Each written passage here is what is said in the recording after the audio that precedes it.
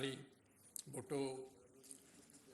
کو آج یہاں آزاد کشمیر اسمبلی میں آنے پر ان کا شکریہ بھی ادا کرتا ہوں، اور جس طرح بے شمار دوستوں نے ذکر بھی کیا کہ جس طرح آپ نے بھارت میں جا کے بھارت کی زمین پر کشمیر کا مقدمہ لڑا، اور پھر آپ نے جس طرح یونائٹڈ نیشن میں بچر آف گجرات کا ذکر کیا،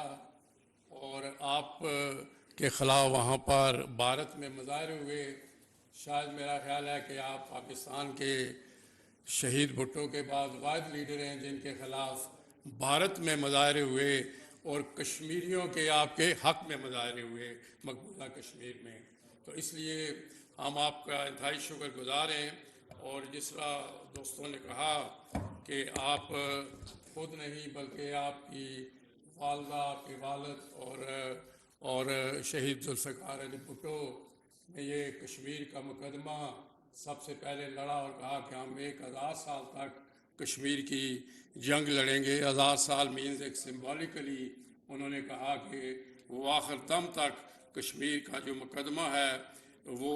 لڑیں گے. اور آج خصوصی طور پر ہم آپ کے اس لیے بھی شکر گزار ہیں کہ آپ آج G20 کی جو کانفرنس سری نگر میں بھارت نے بلوائی ہے وہ آج آپ یہاں مظفر آباد میں آ کے، اور یہ ہماری بیس کیمپ کا اسمبلی ہے، یہاں آ کر اس کا جواب دے رہے ہیں. اور یہ اس کا تسلسل ہے جس پر آپ نے یہ کہا تھا کہ 5 اگست 2019 کہ جب تک وہ سٹیپس ریووک نہیں ہوں گے، بھارت سے کوئی ڈائلاگ نہیں ہوں گے، تو اس کے بعد سے 5 اگست 2019 سے لے کے بھارت نے وہاں مقبوضہ کشمیر کی ڈیموگرافی کو چینج کیا.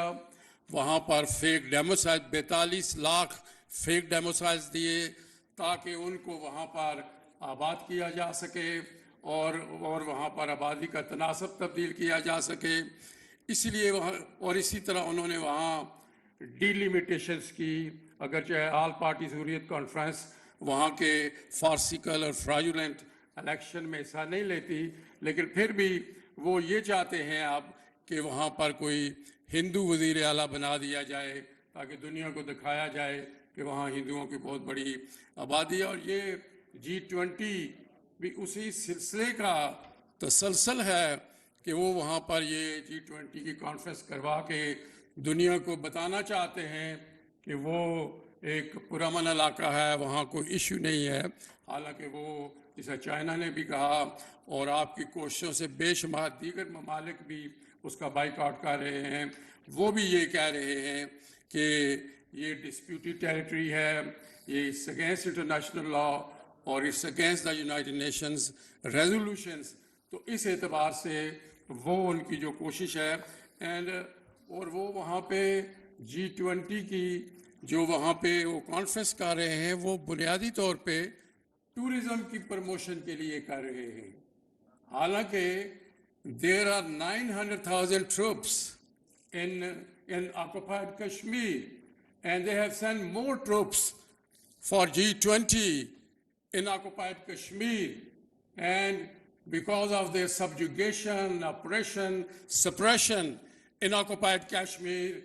how the hell they can say that there could be tourism in occupied Kashmir when you are making occupied Kashmir as Hitler's death camp? So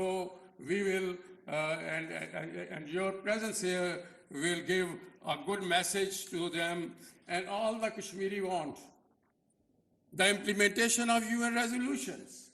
which clearly says that the future of Kashmir has to be determined according to the free will and the aspirations of the people of Kashmir. تو اس میں کوئی ایسی بڑی بات نہیں ہے، لیکن there are some rumors. کچھ میڈیٹرز بھی بات کرتے ہیں، اور آج میرے جو ممبر ہیں حسن ابراہیم صاحب راولہ کوٹ سے، انہوں نے بھی ذکر کیا کہ کچھ شاید تقسیم کشمیر کی بات ہے. I assure you, as President of Azad Kashmir, categorically, unequivocally, and explicitly, that there will be no division of Kashmir. There will